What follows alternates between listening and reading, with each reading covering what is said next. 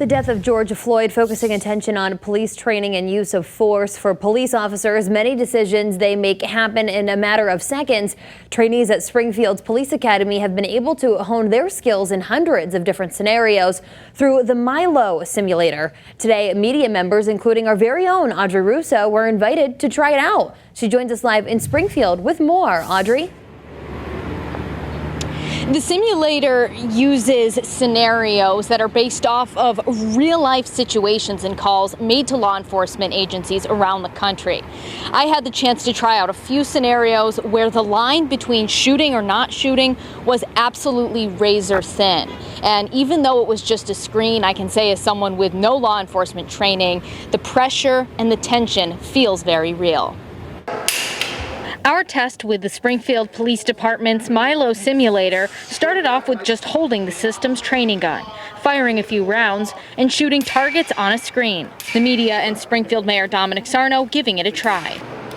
There you go. Under low stress, not a difficult task, but the tension quickly rose when Springfield officers demonstrated the next step in our training. Those targets turned into people on a screen, acting out scenarios that have been reported in real life to law enforcement around the country. In that case, a traffic stop escalated quickly, and officers had to return fire when the suspect started shooting.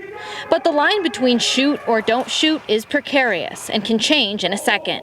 Sir, put the gun down! In this scenario, a call for a disturbed individual with a gun ended with him going back in the house. Me and my partner didn't fire the weapons, and the instructor debriefed us on what we should do next. I would call for backup, call for a supervisor. But when the situation does turn violent, like in this scenario... Excuse me, sir.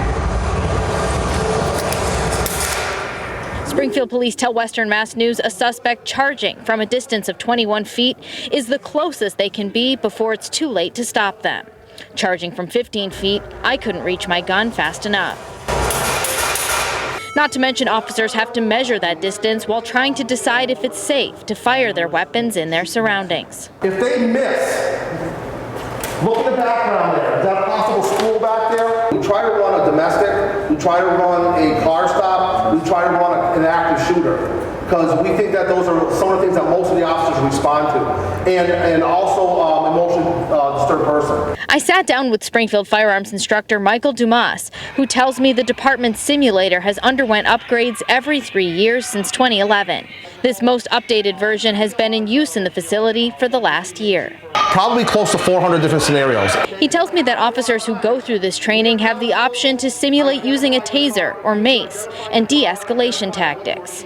In fact, the instructor can change the outcome of the scene playing on the screen if they feel the trainee has effectively diffused the tension, like in this scenario of a suicidal woman. Officers need to be trying to talk to her, see what we can do for her, get her help, try to get her working towards us getting her help. Dumas says the feedback from trainees and officers has been positive. It gives you a chance to actually use some of the skills that you learn inside the classroom to come out here and actually do them. From 2017 to now, Springfield Police say there have been 6 officer-involved shootings in the city.